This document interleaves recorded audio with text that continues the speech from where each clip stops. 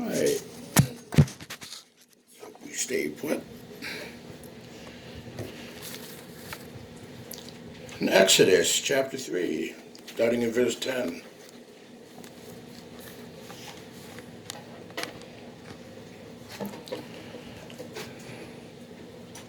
Exodus 3, verse 10.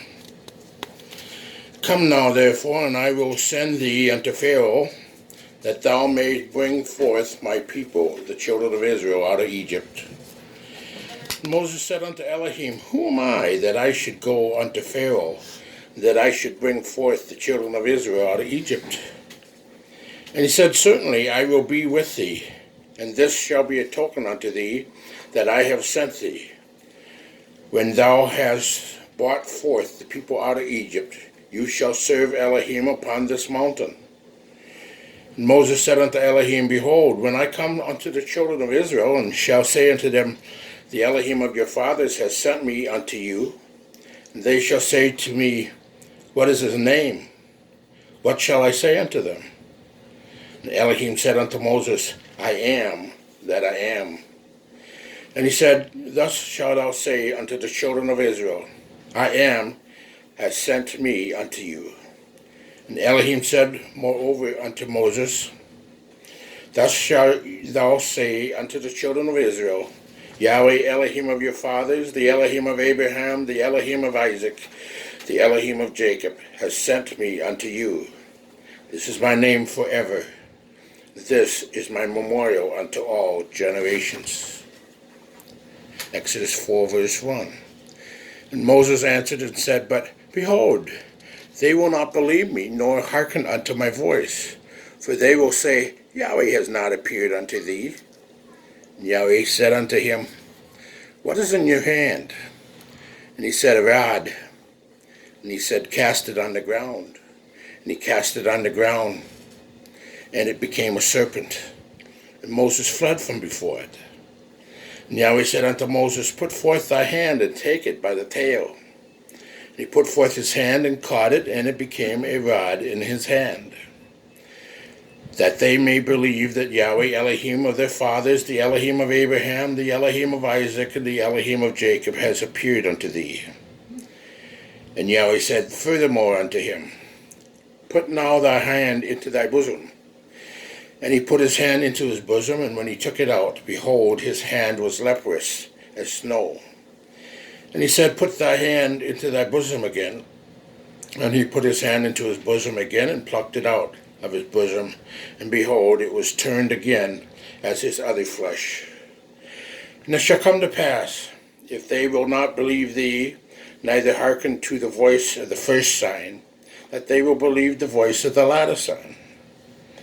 And it shall come to pass, if they will not believe also these two signs, neither hearken unto thy voice, that thou shalt take of the water of the river, and pour it upon the dry land. The water which thou takest out of the river shall become blood upon the dry land. And Moses said unto Yahweh, O my Lord, I am not eloquent, neither heretofore nor since thou hast spoken unto thy servant. But I am slow of speech, and of a slow tongue. And Yahweh said unto him, Who has made man's mouth? Or who makes the dumb, or deaf, or seeing, or the blind? Have not I Yahweh?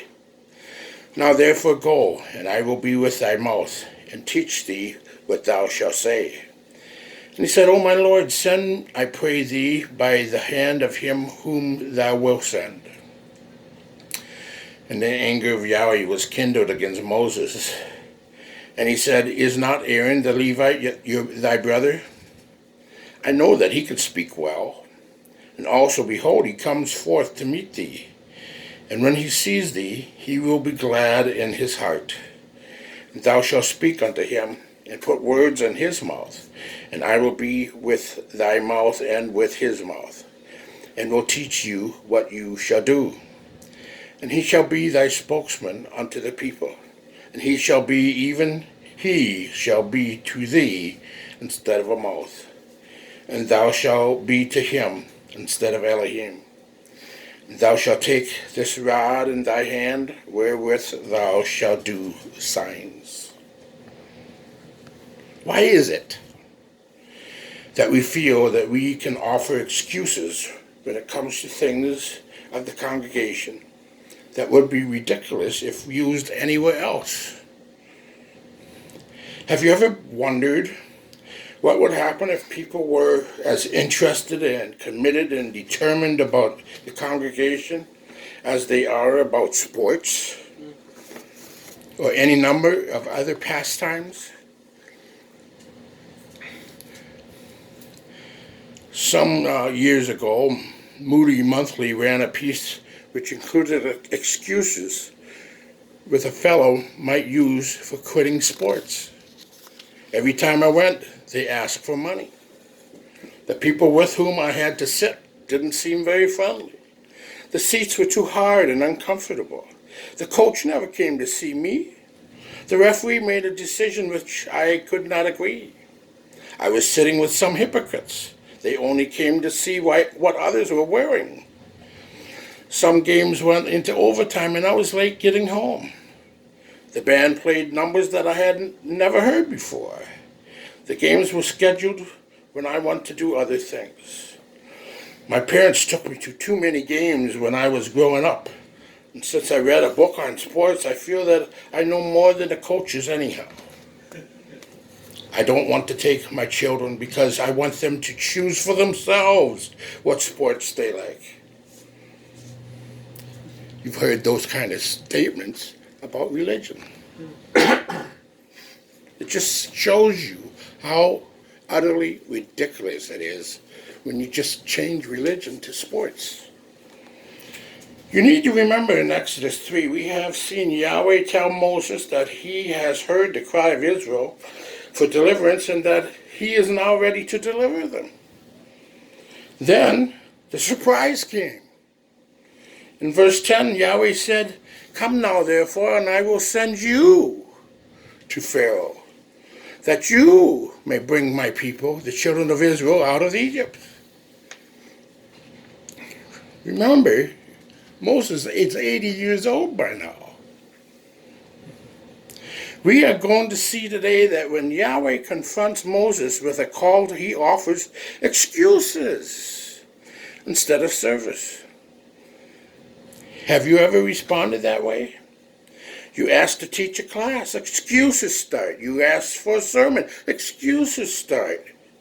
Yahweh puts you in your heart to share your faith with a friend or a neighbor. The excuses start. You're made aware of someone with a need that you could provide. Excuses start. In fact, if you're asked to do just about anything for Yahweh, the excuses start. I'm too busy. I'm already doing this. Get someone else. Sometimes our excuses pile up and get in the way of doing something for Yahweh. There's a humorous story about a GI, several GIs on furlough, and I think it illustrates this. The commanding officer was furious when 9 GIs who had been out on passes failed to show up for morning roll call. Not until 7 p.m. did the first man straggle in. "I'm sorry, sir," the soldier explained. "I had a date and lost track of time. I missed the bus back. Being determined to get in on time, I hired a cab. Halfway here, the cab broke down. I went to a farmhouse and persuaded the farmer to sell me a horse. I was riding to camp when the animal fell over dead. I walked the last 10 miles and just got here." Though skeptical, the colonel let the young man off with a reprimand. However, after him, 7 other stragglers in a row came in with the same story. Had a date, missed the bus, hired a cab, bought a horse. By the time the 9th man reported in, the colonel had grown weary of it. "Okay," he growled, "now what happened to you?" "Sir, I had this date and I missed the bus back home, so I hired a cab." "Wait," the colonel screeched at him. "Don't tell me the cab broke down." "Oh, no, sir," replied the soldier. "The cab didn't break down. It was just that there were so many dead horses in the road, we had trouble getting through." Excuses. Sometimes our excuses hold us back from accomplishing anything for Yahweh. Moses had his reasons for not following the call of Yahweh. Moses begins a series of 5 reasons to demonstrate sufficient weakness so as not to be responsible for the call which Yahweh had given him. Excuse number 1, the who me. The first excuse that Moses offers is kind of pitiful, but see if it does not sound like something that you might have said to Yahweh. Verse 11 says, "But Moses said unto Elohim, Who am I that I should go to Pharaoh, and that I should bring the children of Israel out of Egypt?" Moses no doubt remembered his earlier failures. And Stephen relates the story in chapter 7 of the book of Acts, verse 23 to 29. Now when he was 40 years old, it came into his heart to visit his brethren, the children of Israel, and seeing one of them suffer wrong, he defended and avenged him who was oppressed, and struck down the Egyptian. For he supposed that his brethren would have understood that Elohim would deliver them by his hand. But they did not understand. And the next day he appeared, the 2 of them were fighting, and tried to reconcile them, saying, "Men, you're brothers. Why do you wrong one another?" But he who did his neighbor wrong pushed him away and said, "Who made you a ruler and judge over us? Do you want to kill me as you did the Egyptian yesterday?" When Moses tried this deliverance thing 40 years earlier, he was neither believed nor listened to. If they did not believe Moses 40 years prior, why should they believe him now? It's a terrible thing to believe that when we speak, that no one is going to listen to us or believe us. I run across people in stores that came up from down south in Tampa Bay area.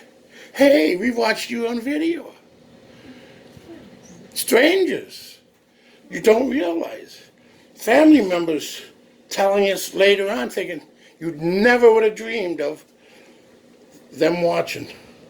They turn out and say, tell us, pull us aside and say, "I've been watching your videos." But the past is redeemable. We may feel that everything is set in concrete, but the truth is, things change, people change, we change. But what Moses had failed to realize is that people of Israel and he himself are at a different spiritual place than they were 40 years earlier. Moses is terrified of being rejected and feeling like a failure. Yahweh answered Moses in chapter 3, verse 12. So he said, "I will certainly be with you, and this shall be a sign to you that I have sent you. When you have brought the people out of Egypt, you shall serve Elohim on this mountain." Moses' first excuse expressed doubt of himself. His second excuse, unfortunately, however, expressed doubt in Yahweh. By what authority? Then Moses said to Elohim, "Indeed, when I come to the children of Israel and say to them, 'The Elohim of your fathers have sent me to you,' and they say to me, 'What is his name?' what shall I say to him?" Yahweh didn't ask Moses to go and explain all that he did not know about Elohim. He just asked him to go and explain what he did know. Yahweh's response in verse 14 and 15, "And Elohim said to Moses, I am who I am. And he said, Thus shall you say to the children of Israel, I am has sent me to you. Moreover, Elohim said to Moses, Thus shall you say to the children of Israel, Yahweh Elohim of your fathers, the Elohim of Abraham, the Elohim of Isaac, the Elohim of Jacob, has sent me to you. This is my name forever, and this is my memorial to all generations." Yahweh says, "I am who I am." Yahweh told Moses, it doesn't have to do with who you are, but who I am. In any conflict, it's important to know who is sending you into battle. What is the reason why so many people are not committed to Yahweh? Quite frankly, they do not know Yahweh. They sort of know about him, but like the Hebrews in Egypt, they have lost track of who Yahweh is. He is not a grandfather figure sitting in heaven, merely watching our antics and turning a deaf ear to our language, closing his eyes and winking at our sin. He is not only the giver of life, he is life.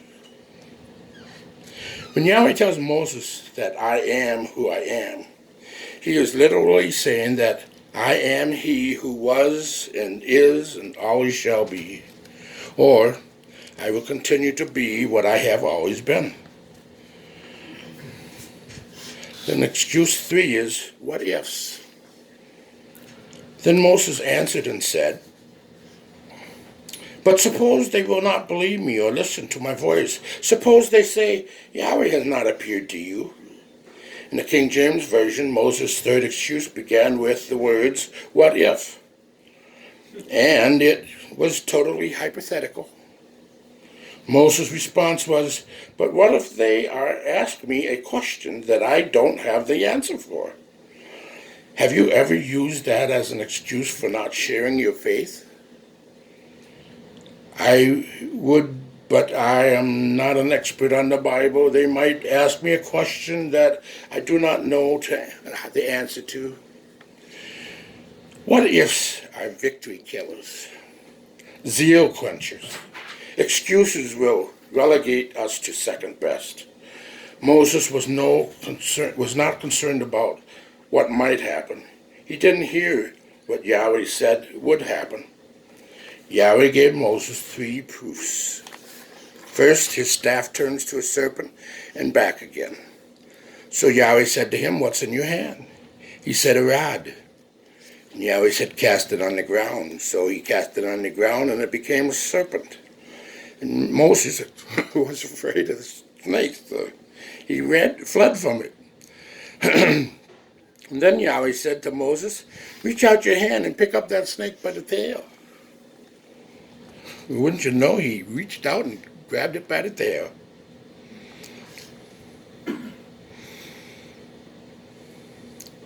Elohim they will believe when they see this, and they will say, Yahweh, Elohim of the fathers, the Elohim of Abraham, the Elohim of Isaac, the Elohim of Jacob has appeared to you. It's important to note that Yahweh did not ask Moses to use something that he does not have. Yahweh asked Moses, what is in your hand? Yahweh uses what we have and has never demanded from us what we do not have. We will never know the full potential of what can be done until or unless we are willing to offer it to Yahweh. Yahweh is not looking for ability. He's looking for availability. When Yahweh calls, we are tempted to put our assets and our abilities in one column and limitations and liabilities in another to determine if we can indeed do what Yahweh has called us to do. Yahweh is not interested in that.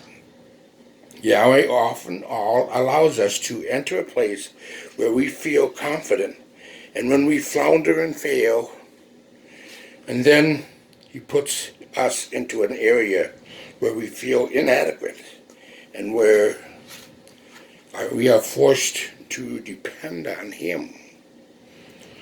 We discover that he uses us. Yahweh commands Moses is simple. Throw it down. Okay, that's simple. Then he throws it down. Because of his obedience, it becomes a serpent. Now Yahweh says, pick it up. Now that's difficult enough, but Yahweh says, pick it up by the tail. But Moses obeyed, and the snake again became a rod, and his faith is strengthening. Moses had given a sign of his hand being made leprous, then clean again, and the ability to turn water into blood. Yahweh has thus far revealed himself to Moses. told Moses of his desire to deliver the people and has promised him success and given him 3 signs that the people will believe him. Despite all of this revelation, it is not enough for Moses. Excuse number 4. But Lord, I don't speak well. Then Moses said to Yahweh, O my Lord, I am not eloquent enough, neither before nor since you have spoken to your servant, but I am slow of speech and slow of tongue. Moses now says, I am not an eloquent speaker, and I talk funny. He may have been slow of tongue, but he seems fast enough for his excuses. That seems odd, since Stephen indicated in Acts chapter 7, in verse 22, that Moses, in his first 40 years of his life in Egypt, was a man mighty in words and deeds. Yahweh's response to Moses in verse 11 and 12, so Yahweh said to him, who has made man's mouth? Or who makes the mute and the deaf and the seeing and the blind? Have not I, Yahweh? Now therefore go, and I will be with your mouth and teach you what you shall say. Our inadequacies are not a problem for Yahweh. He made us the way we are. But if we do not make ourselves available, then Yahweh's plan for our lives cannot go forward. Then we have excuse 5. Send someone else.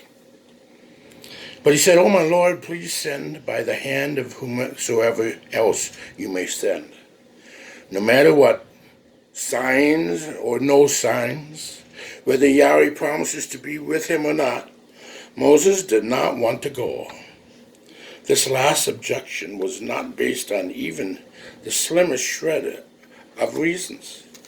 Moses just does not want to do it. Moses is simply putting his foot down and telling Yahweh no. In Exodus 4 verse 14, then Yahweh's anger burned against Moses. Put this down on your notes. Get it in your head.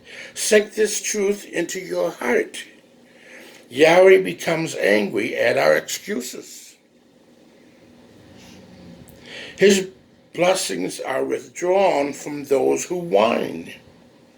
It is not because Yahweh has patience for 4 questions, but 5 is one too many. Moses is refusing to trust Yahweh's answer. When Moses begs Yahweh to send someone else, he is in effect telling Yahweh, I don't trust you. This angers Yahweh. Yahweh's anger burned against Moses. The sin of excuses will someday come to judgment. Standing before our judge, our excuses will be all gone. We will be standing in naked truth. Not only do excuses anger Yahweh, they also cause discouragement within the body of Messiah. Excuses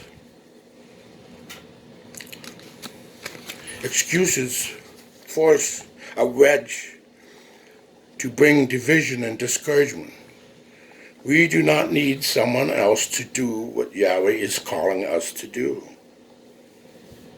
If we let others do what we are afraid to do, we're probably letting them do what Yahweh is calling us to do.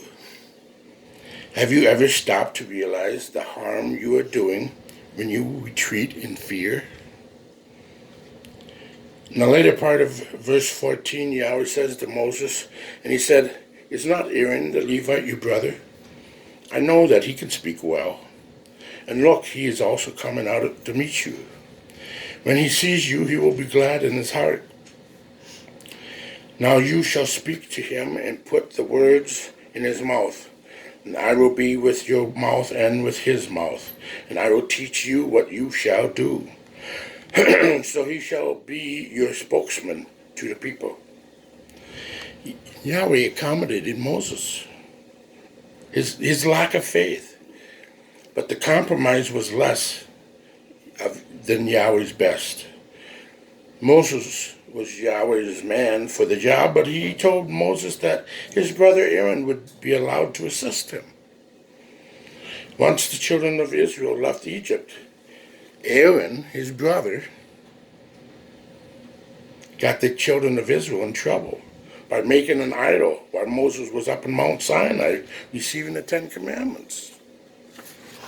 Yahweh's perfect will is always better than his permissive will. Now we see a breakthrough.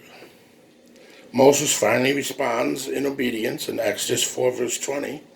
So Moses took his wife and sons, put them on a donkey, and started back to Egypt. And he took the staff of Elohim in his hand. Moses ultimately did as Yahweh asked. Think of the lives that he touched because of his obedience. Over 2 million Israelites under Moses eventually walked out of the land of slavery. When we walk in obedience, we too will touch the lives of those around us. Let me leave you with this final thought. It is a great deal easier to do that which Yahweh gives us to do, no matter how hard it is, than to face the responsibilities of not doing it. The cost of obedience is nothing when compared to the cost of disobedience. Can't or won't. Believers need to be very careful which one they choose. Although we often choose to say we can't, in reality it is a case of I won't. Is your excuse I can't or I won't? Let's face facts when we refuse to follow Yahweh. It's because we won't. We disobey because we choose to, not because we have to. The sooner we accept the truth, the sooner we can make a change. Intricately involved in Yahweh's calling is Yahweh's plan. Now listen carefully to what I'm about to say to you. You may not understand. Yahweh has a plan, but he never expects you to carry out the plan. He is going to see that it is carried out. He simply wants you to make yourself available as his instrument. After all, it's his reputation at stake, not yours. Yahweh bless.